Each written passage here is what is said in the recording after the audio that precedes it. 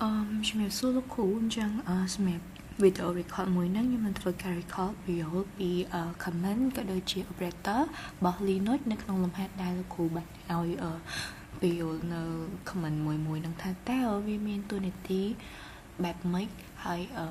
វាធ្វើអីខ្លះអីចឹងទៅអញ្ចឹងជាដំបូងខ្ញុំចង់វីដេអូនៅ line មួយ clear នេះសិន line ហ្នឹងបានន័យថាដូចដែលយើងបានដឹងចឹងអាកន្លែង eco ហ្នឹងវាសម្រាប់ print text មកកាន់ terminal របស់យើងដូចជាកន្លែងនេះចឹងអូខេអញ្ចឹងយើងដឹងហើយណាអញ្ចឹងសម្រាប់អីដែលខ្ញុំចង់វីដេអូបន្តគឺអាកន្លែង.e នេះ.e ហ្នឹងវាតាន់តិចទេរ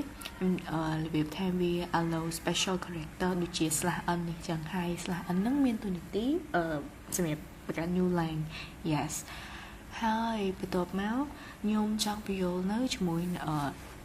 semicolon នេះsemicolon ហ្នឹងគឺវាសម្រាប់ចង comment ឧទាហរណ៍ថាយើងមាន comment 3ឬមួយក៏2អីចឹងទៅសម្រាប់ semicolon ហ្នឹងវាមានតួនាទីចង comment អា3ឬមួយក៏2ហ្នឹងចូលគ្នាប៉ុន្តែវាអត់មានពាក់ព័ន្ធគ្នាទេបើទោះបីជា comment ហ្នឹងវា error ក៏ដោយឧទាហរណ៍ថា comment 2មានមក comment error ចឹងក៏វាអត់មានពាក់ព័ន្ធគ្នាដែរហើយបន្ទាប់មកអីដែលខ្ញុំចង់ប្រាប់បន្តគឺកន្លែង read comment សម្រាប់កន្លែង read comment ហ្នឹងគឺវាចាប់យកអីដែល user input ដូចជា HDD RAM something like that អញ្ចឹងទៅ yes ហើយ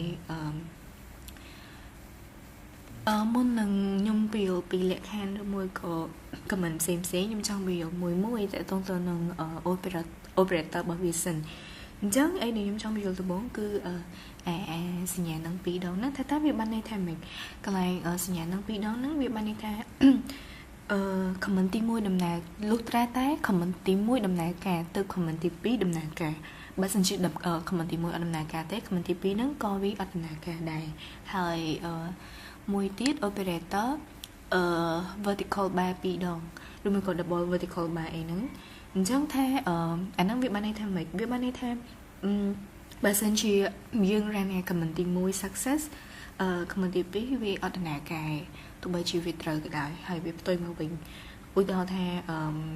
ផ្ទុយមកវិញមិនឧទាហរណ៍ថា comment ទី1អត់ success បាន comment ទី2វា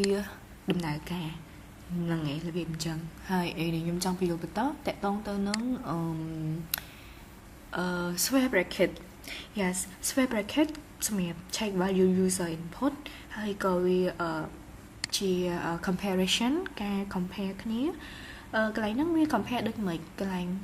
ហ្នឹងវា compare ថាតើvalue ដែលយើង store អាកន្លែង CM នេះវាស្មើនឹង HDD នឹងអត់ឧទាហរណ៍ថា user input HDD 2ដងអញ្ចឹងបានន័យថា yes លក្ខខណ្ឌវាត្រូវហើយប៉ុន្តែបើសិនជា user input like HDD 3ដងឬមួយក៏ អីខាងពីហ្នឹងវាអត់ស្មើគ្នាអញ្ចឹងវាខុសលក្ខខណ្ឌឯងអូខេអញ្ចឹងបន្ទាប់មកខ្ញុំនឹងបញ្យល់នៅline មួយ comment line មួយនេះ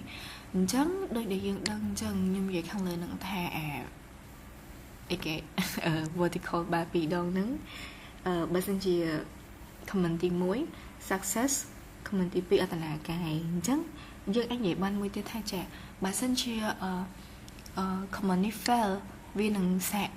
វានឹង run comment ទី2 comment ទី2 fail ទៀតវានឹង run comment ទី3 fail ទៀត run ទី4 fail ទៀត run ទី5រហូតមកដល់កន្លែងនេះកន្លែង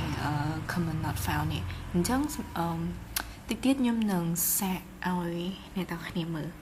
ឥឡូវឧទាហរណ៍ថាយើង run ជាមួយនឹង HDD